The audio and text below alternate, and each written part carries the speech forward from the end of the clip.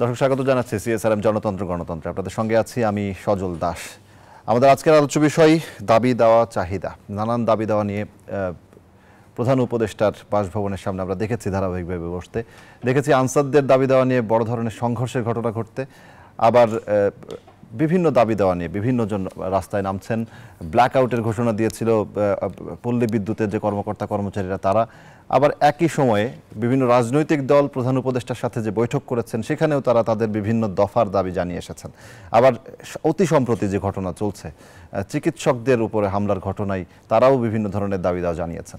এই বিষয়গুলো আজকে কথা বলতে চাই, দাবি দেওয়া চাহিদা। এর মধ্যে এই দাবির সাথে যেহেতু সংস্কারের প্রশ্নও চলছে, রাষ্ট্র সংস্কার চলছে এই মুহূর্তে, সেই বিষয় নিয়েও একটু কথা বলতে চাই। আমার সঙ্গে দুজন অতিথি রয়েছেন জনাব মোশাররফ আহমেদ ঠাকুর, সাংস্কৃতিক ব্যক্তিত্ব ও বিএনপি নেতা। রয়েছেন অধ্যাপক ডক্টর হারুন আল রশিদ, সভাপতি ডক্টরস অ্যাসোসিয়েশন অব বাংলাদেশ ড্যাব। স্বাগত জানাচ্ছি আপনাদের দুজনকেই। আমি অধ্যাপক ডক্টর হারুন আল রশিদ, একেবারেই সম্প্রতি যেহেতু আজকেরই ঘটনা বলা চলে, গতকাল থেকে আজকে চিকিৎসকদের যে হামলার ঘটনা এবং তারপরে দাবি দেয়, এবং এই মুহূর্তে কিছুটা শিথিল জায়গায় আমরা বলতে পারি যে চিকিৎসা সেবা অনেকটা শুরু হয়েছে, যদিও কিছুটা দাবি দেওয়া পূরণের একটা টাইম লিমিট দেওয়া হয়েছে কিংবা একটা সময়সীমা বেঁধে দেওয়া হয়েছে যে এই দাবি পূরণ করতে হবে, এই দাবি রাখতে হবে। কি মনে হচ্ছে যে দাবি দেওয়া চাহিদা যেহেতু আজকের আলোচ্য বিষয়, পুরো পরিস্থিতিটাই, পুরো প্রেক্ষাপটেই এই দাবি দেওয়া পূরণের যে বিষয়গুলো কতটা যৌক্তিক পর্যায়ে আসলে এই আন্দোলনগুলো হচ্ছে, নাকি একটা বিপ্লব হয়েছে দেশে, একটা গণ অভ্যুত্থান হয়েছে দেশে, সেই ফ্লোতেই সেই জোয়ারেই সবাই আসলে যার যার যে বৈষম্যের জায়গা থেকে সবাই দাবি নিয়ে একসাথে হাজির হচ্ছেন? কি বলবেন? ধন্যবাদ সজল আপনাকে। আসলে আজকের ব্যাপারটা আর দাবি দেওয়ার ব্যাপারটা দুটা কিন্তু একসাথে আমার মনে একেবারে মেলে না, একেবারে একদম মেলে না। আজকের ব্যাপারটা একটা ঘটনার রিয়াকশন, একটা অ্যাকশন তার রিয়াকশন আজকেরটা। আর যেটা আপনি বললেন যে দাবি দেওয়া, সেটা কিন্তু আপনি নিজেই বলেছেন যে একটা বিপ্লব, রেভলিউশনের পরে মানুষের কিন্তু এক্সপেকটেশন অনেক বেশি থাকে। আর বিশেষ করে ধরেন প্রায় 14-15 বছর যখন একটা স্বৈরাচারী সরকার ছিল, তাকে একটা ছাত্র জনতার অভ্যুত্থানের মাধ্যমে সরিয়ে দেওয়ার পরে মানুষের যে কষ্ট ছিল সর্বস্তরে, তো সবাই একটা এক্সপেকটেশন যে তাদের সব দাবি দাওয়াগুলি যে সরকার আসছে তার দ্বারা পূরণ হবে। সেই জন্য দাবি দেওয়ার একটা কিন্তু আমরা ছড়াছড়ি দেখেছি, সেটা কিন্তু একটু স্তীমিত হয়ে আসছে আমার যেটা মনে হয়। আর আজকের এই যে চিকিৎসকদের যে আপনার দাবি দেওয়া বলেন অথবা যে ধর্মঘটের ব্যাপারটা বলেন, সেটা কিন্তু ভিন্ন প্রেক্ষাপট। আমরা যদি একটু অতীতে ফিরে যাই, এই ধরনের ঘটনা কিন্তু বাংলাদেশে অহরহ ঘটছে। বিশেষ করে বাংলাদেশের সামাজিক প্রেক্ষাপটে চিকিৎসকরা হলো সবচেয়ে নিরীহ প্রাণী, নিরীহ মানুষ। তাদের অস্ত্রও নাই, শক্তিও নাই, তাদের হয়তো মেধা আছে। সেই জায়গায় আপনার যখনই কোনো ভুল ত্রুটি, তো মানুষ মাত্র হতে পারে, ভুল ত্রুটির কারণে অথবা হয়তো সংক্ষুব্ধ যিনি চিকিৎসা প্রার্থী তার আক্রোশের কারণে চিকিৎসকরা প্রায়ই মারধরের শিকার হয়েছে। এবং আপনারা জানেন যে এই মারধরের পরিণতিতে চিকিৎসক মৃত্যুবরণ করেছেন, এটাও আমরা নিকট অতীতে যে জানি। ডক্টর রাকিব নামে একজন গরিবের চিকিৎসক খুলনাতে 3-4 বছর আগে মারা গিয়েছে। এবং কোনো ঘটনারই কোনো ধরনের বিচার আমরা কিন্তু পাই নাই, এবং যার কারণেই এই ঘটনাগুলো কিন্তু ধীরে ধীরে বাড়ছে। আর আরেকটা কথা খুবই উল্লেখযোগ্য আমি বলবো এখানে, যে আজকে বর্তমান সামাজিক প্রেক্ষাপটে দেখবেন শুধু চিকিৎসক না, যে কোনো জায়গায় যে কোনো ঘটনা হলেই মানুষ তার আইনটা নিজের হাতে তুলে নেওয়ার একটা টেন্ডেন্সি, আক্রমণাত্মক। Everyone is very much aggressive. One of the reason is আমাদের দীর্ঘদিন কিন্তু আইনের শাসন বলতে কিছু নাই, যার কারণে যখন আইনের শাসন থাকে না তখন মানুষ বঞ্চিত বোধ করে, এবং যখনই সুযোগ পায় সে তার আক্রোশটা অনৈতিকভাবে অথবা অন্যায্যভাবে ছাড়তে চেষ্টা করে। এটা কিন্তু তারই ফলশ্রুতি। যেহেতু আমি জানি যে বিচার পাবো না, যতটুক পারি নগদটা আমি নিয়ে নিই, এবং সেই কারণে দেখবেন যে বিভিন্ন জায়গায় এই আপনার আইন নিজস্ব নিজের হাতে তুলে নেওয়ার একটা টেন্ডেন্সি, ভাঙচুর অথবা মারামারির একটা টেন্ডেন্সি, বিচার পাওয়ার একটা টেন্ডেন্সি সবকিছুর মূলে যেটি আপনি বললেন যে সুশাসনের জায়গাটি আমাদের কখনোই প্রতিষ্ঠা করতে পারিনি আমরা। মোশাররফ আহমেদ ঠাকুর, এই প্রসঙ্গটি নিয়ে আপনার কাছে আসবো।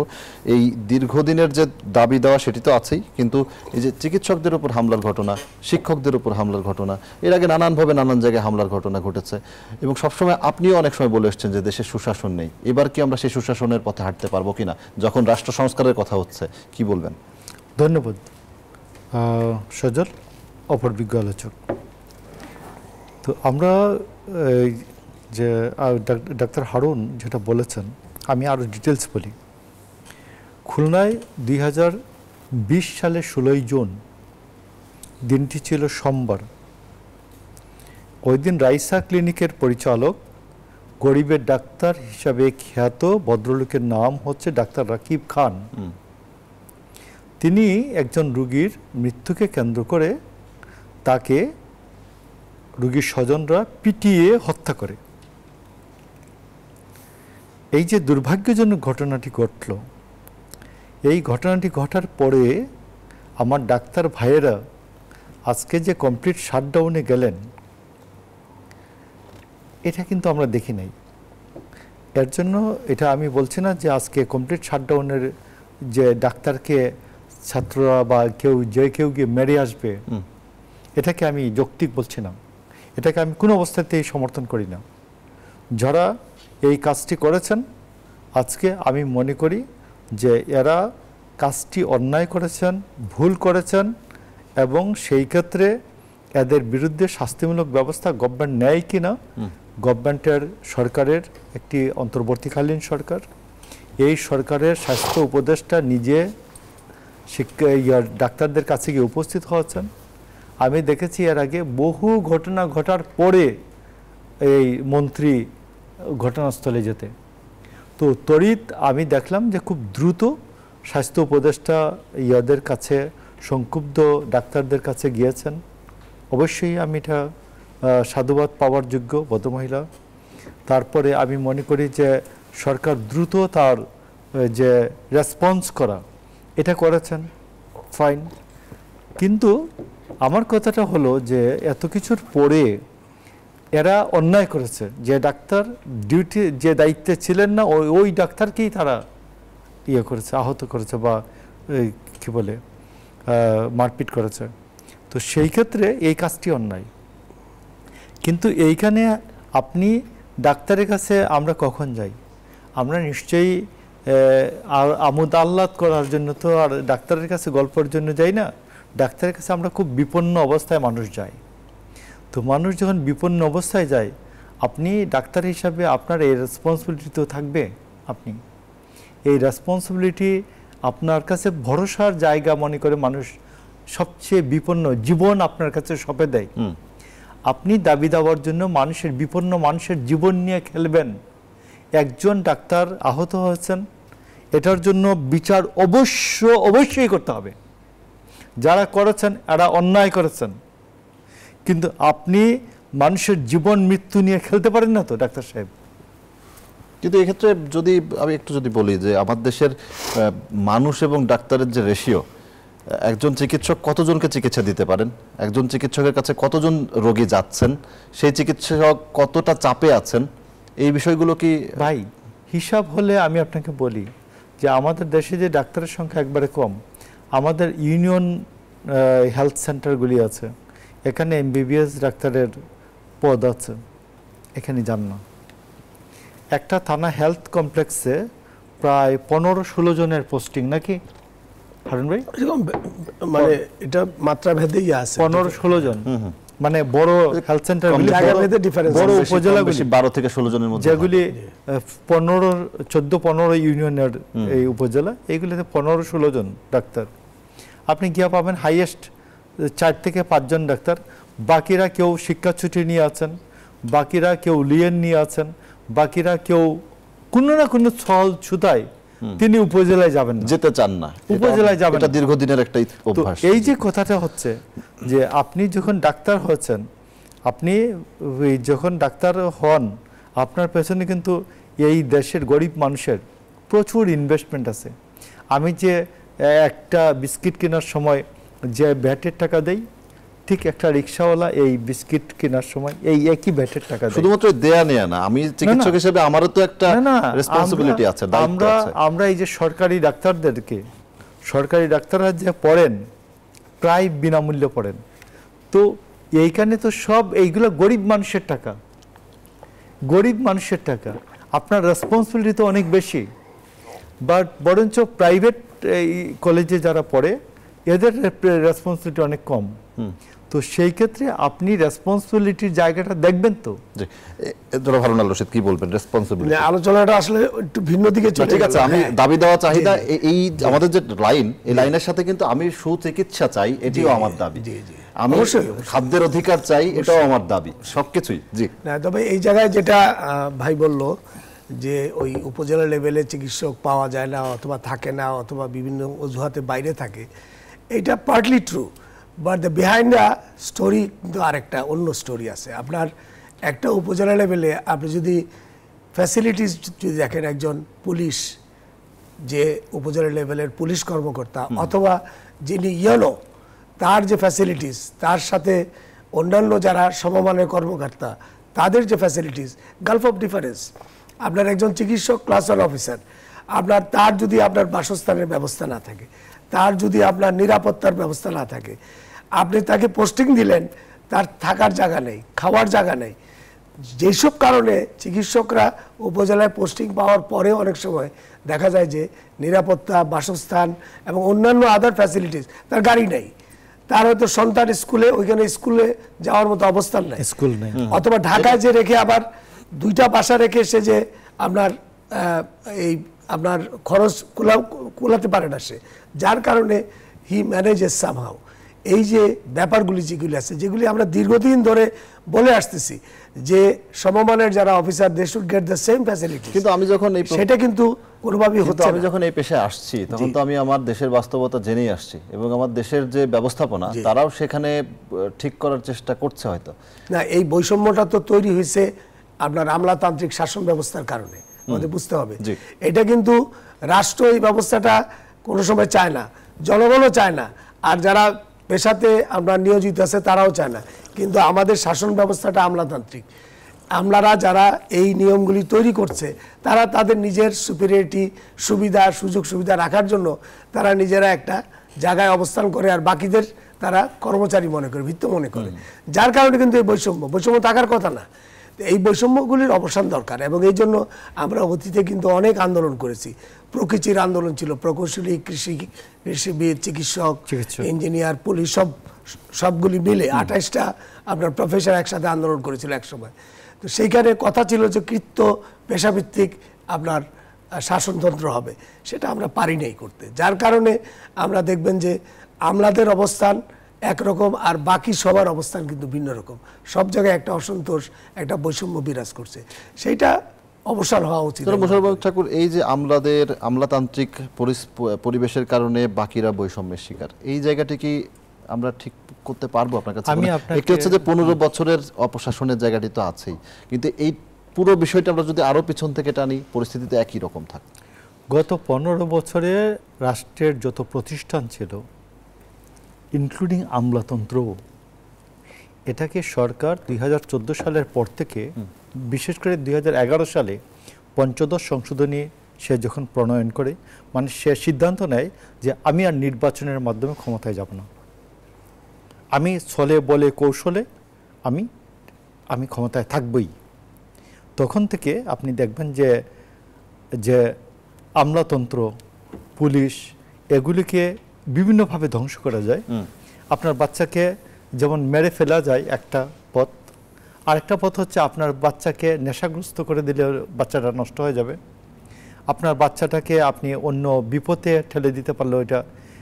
জাস্ট সরকার প্রায় সকল পেশার লোকজনকেই, বিশেষ করে আমলাতন্ত্র, পুলিশ, এগুলিকে প্রতিষ্ঠান হিসেবে, রাষ্ট্র যে প্রতিষ্ঠানগুলি আছে এগুলিকে ধ্বংস করেছে, এবং যেসব জায়গায় ফ্যাসিলিটিস প্রোভাইড করা দরকার এগুলো করে নাই। নাম্বার 2, কিছু এটা আইয়ুব খানের আমলেও বা সকল স্বৈরাচারী যেমন কিছু স্ট্রাকচার তৈরি করে সে দেখা এটা মূর্তির মতো, এইটা হচ্ছে আমার উন্নয়ন। বাট উন্নয়ন যে মানুষের যে বেসিক চাহিদা, এটা অন্ন, বস্ত্র, চিকিৎসা, স্বাস্থ্য, এইগুলি যে স্বাস্থ্য চিকিৎসা এইগুলির যে উন্নয়ন, মূল উন্নয়ন, এইটা দিকে সে কোনো উন্নয়ন কিন্তু নাই। যেটাকে এখন বলা হচ্ছে যে অবকাঠামোগত উন্নয়ন, মানব সম্পদ বাদ দিয়ে অবকাঠামোর উন্নয়ন হচ্ছে কঙ্কাল সার উন্নয়ন। হ্যাঁ, এটা অর্থহীন উন্নয়ন। তো আমি আপনাকে বলছি, যেখানে বেকারত্ব আছে, মূল্যস্ফীতি আছে, মুদ্রাস্ফীতি আছে, মইনুল হোসেনের কথা, এই তিনটা থাকলে উন্নয়ন অর্থহীন। তো সেই ক্ষেত্রে আমি আপনাকে বলি যে এই যে চিকিৎসকদের, প্রকৌশলীদের আন্দোলন যেটা ছিল প্রকৃতি বলে, একসময় দীর্ঘ সময় আন্দোলনটা চলেছে, আমি মনে করি এই গভর্নমেন্টের সময় সংস্কার প্রস্তাবের মধ্যে আপনারা এটা ইনক্লুড করুন যে প্রশাসনের যারা আছে এরা সব কিছু নিয়ে নেবেন, আর বাকিরা সবাই বৃত্ত হয়ে যাবে রাষ্ট্রের, তারা হবেন মালিক।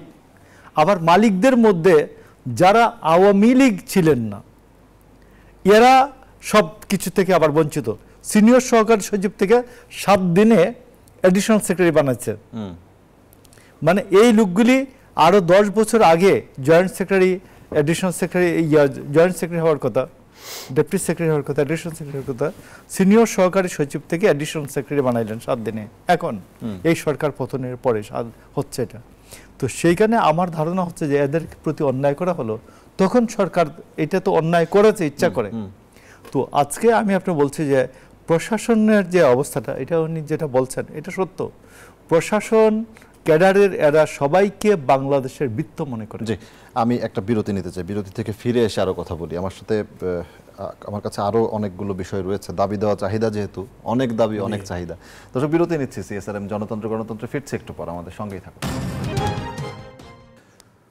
দর্শক, বিরতির পর আবারও স্বাগত জানাচ্ছি। সিএসআরএম জনতন্ত্র গণতন্ত্রে কথা বলছি, দাবি দেওয়া চাহিদা। দুজন অতিথি রয়েছেন, মোশাররফ আহমেদ ঠাকুর রয়েছেন অধ্যাপক ডক্টর হারুন আল রশিদ। জনাব মোশাররফ আহমেদ ঠাকুর, এই পর্বে আপনার কাছে আসি। রাজনৈতিক দলগুলোর প্রধান উপদেষ্টার সাথে সাক্ষাৎ, যদি আগের পর্বের আলোচনা থেকে আপনি কোনো কিছু টানতে চান একটু সংক্ষেপে বলে, একটু রাজনৈতিক দলগুলো যে দাবি দেওয়া জানিয়ে আসলো, কোনো দল 83 দফা, কোনো দল 7 দফা, বিভিন্ন ধরনের তাদের পরামর্শ বলি, দাবি বলি, সেগুলো করে এসছে কয়েকটি পয়েন্টে, যেমন রাষ্ট্রপতি প্রধানমন্ত্রীর ক্ষমতার যে ভারসাম্য, কেউ দুবার প্রধানমন্ত্রী থাকবেন না, দুবারের বেশি, এরকম নানান দাবি। আমি প্রথম কথা বলি সজল, শুনুন, সেটা হচ্ছে যে বিএনপি মহাসচিব বেশ আগে থেকেই বলছিলেন যে আমরা একটা যৌক্তিক সময় দিতে চাই গভর্নমেন্টকে। আপনি আপনার সংস্কারের রূপরেখাটা কি কি সংস্কার করতে চান,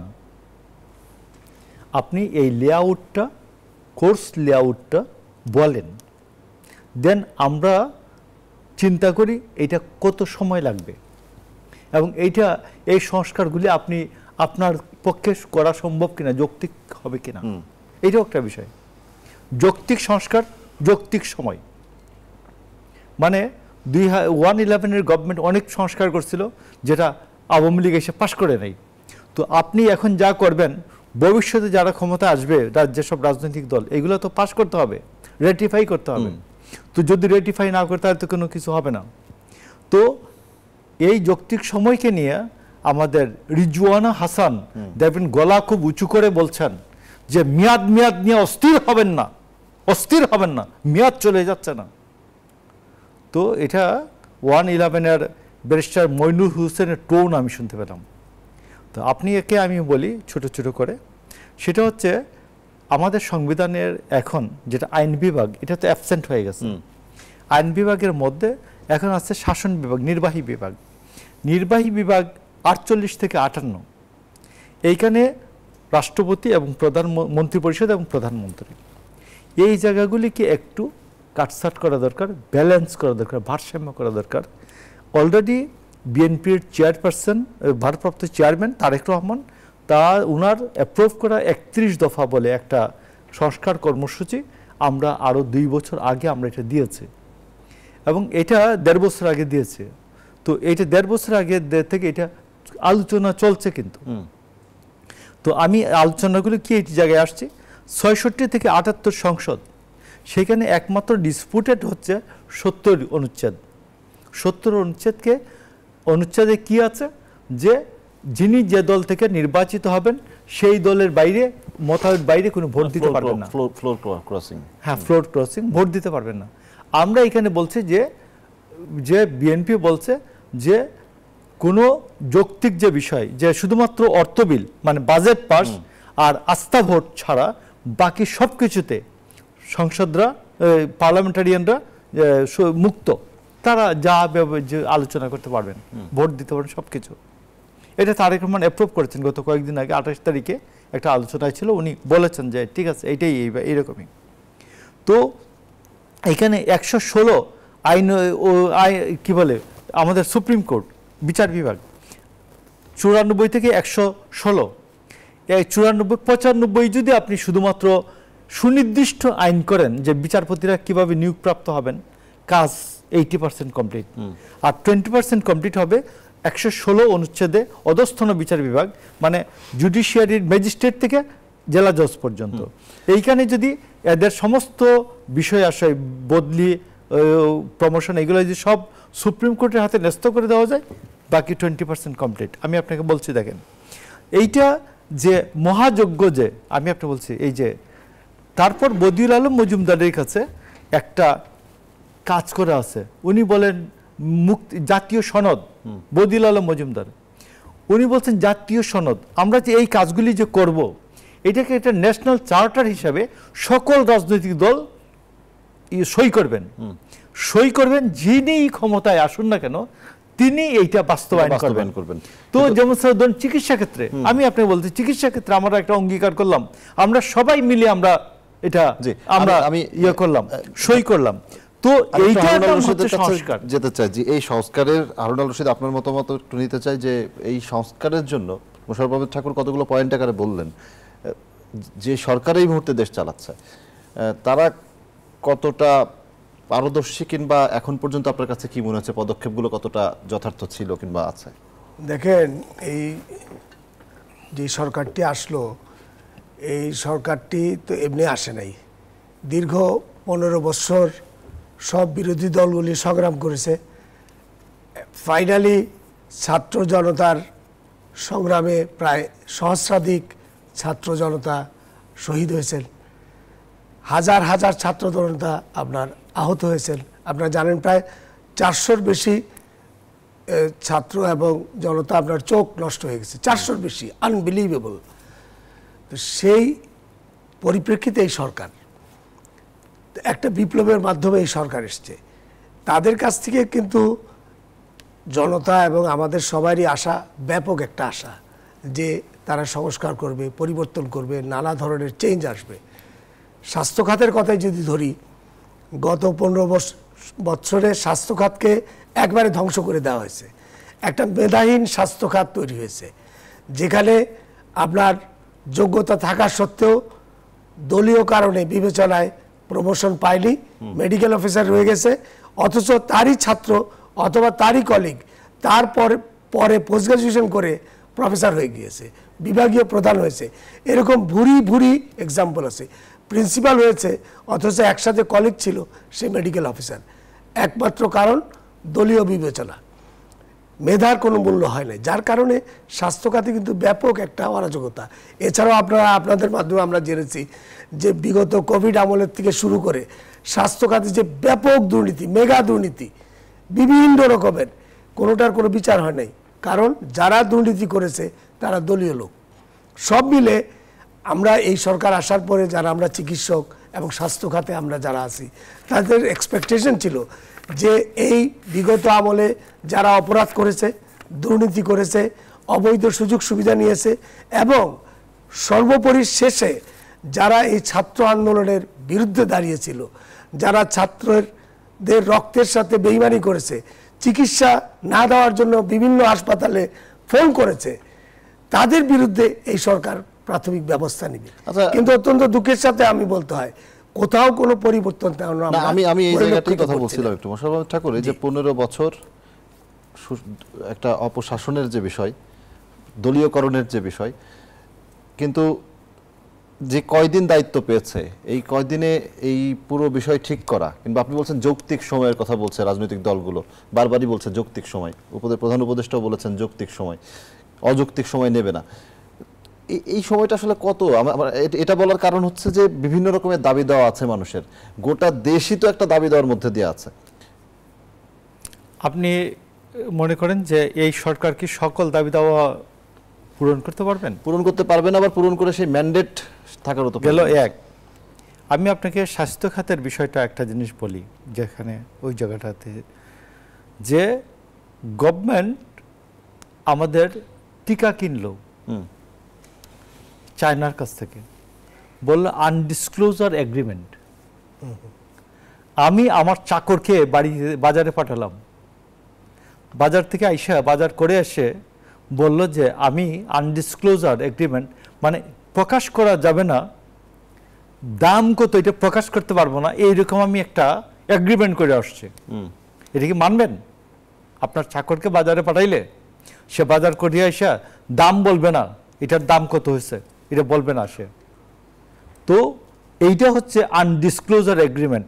বাচ্চারা এখন বলে ইউএ করে আসছে, আনডিসক্লোজার এগ্রিমেন্ট ইউডিএ করে আসছে। তো এখন এইটা হচ্ছে, কিন্তু আমি সেখানে যদি ওই জনগণকে ক্ষমতার মালিক বলি, হ্যাঁ, সেই মালিকের জায়গায় জনগণ ছিল কিনা, এটা হলো আগের হিসাব। তো এখন আপনি দেখেন যে এইগুলো তো আছে। এখন আপনি যেটা বলছেন যে বর্তমান সরকার একটা, আমরা এই সরকারকে আমরা নিরঙ্কুশ আমরা সমর্থন দিয়ে যাচ্ছে। আজকেও যেটা এই যে সমস্যা তৈরি হয়েছে ডাক্তারদেরকে নিয়ে, আমরা কিন্তু এই যে ধরুন যে ড্যাব আছে, অন্যান্য আছে, এরা সবাই সরকারকেই সমর্থন দিচ্ছে, কিন্তু সরকারকে সমর্থন দিচ্ছে, পাশাপাশি ডাক্তারদের যে স্বার্থ সেইটা সংরক্ষণ করে কতটুকু সরকারকে সহযোগিতা করা যায় এই দৃষ্টিভঙ্গিটাই আছে। জি, একটা বিরতি নিয়ে আসি, আবার বিরতি থেকে ফিরে আসছে আপনাদের কাছে। দর্শক, বিরতি নিচ্ছে সিএসআরএম জনতন্ত্র গণতন্ত্রের সঙ্গেই থাকুন। দর্শক, বিরতির পর আবার স্বাগত জানাচ্ছি সিএসআরএম জনতন্ত্র গণতন্ত্রে। একেবারে শেষ পর্বে রয়েছে আমি, অধ্যাপক ডক্টর হারুনুর রশিদ। যে পরিস্থিতি এই মুহূর্তে চলছে, সব মিলিয়ে সামনে আরো একটু ভালো দিকে যেতে চাই আমরা, সংস্কার বলিয়া যাই বলি, রাষ্ট্র সংস্কারই সব থেকে গুরুত্বপূর্ণ বিষয়। কি বলবেন একটু সংক্ষেপে, আমি শেষ করতে চাই। ধন্যবাদ। আসলে ধরেন আমরা তো এই বর্তমান যে সরকার, এই সরকারটা এসছে কিন্তু একটা বিপ্লবের মাধ্যমে, ইটস এ রেভলিউশন, ছাত্র জনতার সম্মিলিত প্রচেষ্টা এবং আত্মাহুতির মাধ্যমে। তো যে কোনো রেভলিউশনের একটা লক্ষ্য আছে, লক্ষ্যটা রাষ্ট্র সংস্কার। তো বিপ্লবের পরে যদি আপনি বিপ্লবের লক্ষ্য অর্জন করতে চান, তাহলে কিন্তু প্রাথমিক পর্যায়ে যে কাজটা করতে হয়, যে যারা প্রতি বিপ্লবী তাদের বিরুদ্ধে আপনার ব্যবস্থা নিতে হবে। তো এই জায়গায় আমি যদি স্বাস্থ্যখাত বলি, তাহলে তো একদম কমপ্লিটলি আপনার কোনো ব্যবস্থা আমরা দেখছি না। ওভারঅল বাংলাদেশে বর্তমান সরকার যেটা তথ্য আমাদের কাছে, তার প্রতি আমাদের আকাঙ্ক্ষা অনেক, কিন্তু যারা প্রতি বিপ্লবী ছিল তাদের ব্যাপারে এই সরকারের দৃশ্যত তেমন কোনো আমরা কার্যকর পদক্ষেপ দেখছি না। যার কারণে যদি প্রতি বিপ্লবীরা বিদ্যমান থাকে বিভিন্ন জায়গায়, এই বিপ্লব কিন্তু ব্যর্থ হয়ে যেতে পারে। সেই জন্য আমার প্রথম কথা হবে যে আমি আহ্বান জানাবো এই সরকারকে, জনগণ আমরা সবাই কিন্তু এই সরকারের প্রতি আস্থাশীল, আমরা চাই এই সরকার সাকসেসফুল হোক, রাষ্ট্রকে সংস্কার করুক, গণতন্ত্র আবার ফিরে আসুক। কিন্তু যদি প্রতি বিপ্লবীদের জায়গায় রেখেই তারা চেষ্টা করে, তাহলে কিন্তু সামনে বড় বিপদ। সংক্ষেপে শেষ করব। প্রথম কথা হচ্ছে যে এই ছাত্র গণ অভ্যুত্থান উত্তর পরিস্থিতিতে, আমি বিপ্লব বলি না অন্য কারণেও, আজ এখন আর সময় নেই এটা বলার, এইখানে যারা এই গণ অভ্যুত্থানের বিরুদ্ধে ছিল বা বিগত সরকারের কালো শক্তির পক্ষে ছিল, এই শক্তিগুলোকে কি পয়েন্টগুলো থেকে অপসারণ করা দরকার, এবং নির্লজ্জ উলঙ্গ দলীয়করণ যে ছিল, এইখান থেকে নির্দলীয়করণ, নিরপেক্ষকরণ প্রশাসনকে, এটা দরকার। বিশেষ করে স্বাস্থ্য খাত নিয়ে যেহেতু আমরা আজকে আলোচনা করছি, স্বাস্থ্য খাতের বিভিন্ন জায়গায় যে কালো শক্তির যে অপছায়াগুলি আছে, এগুলিকে মিনিমাম অপসারণ করা দরকার। অপসারণ করলে আজকের যে ঘটনাটিকে কেন্দ্র করে এই পর্যায়ে গেছে, সরকারকে এই অবস্থায় এই অবস্থাটা মোকাবেলা করতে হতো না। আমি বলবো এখনও যার যে স্বাস্থ্য খাতের ক্ষেত্রে যার দেশপ্রেমিক শক্তি আছে, জি এই দেশপ্রেমিক শক্তিগুলিকে ডেকে আপনারা বসুন, বসে বলুন যে এই অবস্থা থেকে উত্তরণের জন্য আমরা এই পরিবর্তনের সপক্ষে যে শক্তিগুলিকে, এই পরিবর্তনকে কিভাবে টেকসই করা যায়, এইটার জন্য কী কী পদক্ষেপ নেওয়া দরকার, এটা ডাক্তার হারুনকে ডাকুন, ডাক্তার জাহিদকে ডাকুন, অন্যান্যদেরকে ডাকুন, ডেকে জিজ্ঞেস করুন। নিজেরা বুদ্ধি করে এই নূরজাহান বেগম দিয়ে এই পরিস্থিতি আপনি মোকাবেলা করতে পারবেন না। জি, অসংখ্য ধন্যবাদ। আপনাদের দুজনকে শেষ করতে হচ্ছে আজকের মতো। দর্শক, শেষ করছি আজকের মতো সিএসআরএম জনতন্ত্র গণতন্ত্র। এতক্ষণ সঙ্গে থাকায় ধন্যবাদ সবাইকে।